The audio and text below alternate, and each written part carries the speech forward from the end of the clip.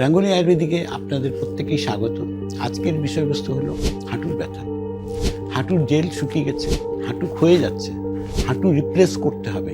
এটা কিন্তু এখন ঘরে ঘরের একটা আলোচনার বিষয়বস্তু দাঁড়িয়ে গেছে এবং আজকের রোগ বৃদ্ধি লাভও কিন্তু সেইভাবেই করেছে যে আজকে 30-32 বছর বয়সের মহিলাদেরও এই প্রবলেম দাঁড়িয়ে গেছে এবং যারা একটু এজ বাড়ছে 40, 45, 50, 60 প্রত্যেকেরই প্রবলেমসগুলো বেড়েছে এবং আজকে বহু মানুষ আছেন যারা অপারেশন করেছেন, তারা কতটা সুস্থ আছেন এবং যারা অপারেশন করেননি রাঙ্গুলি আয়ুর্বেদিকে এসেছেন তারা কতটা সুস্থ আছেন।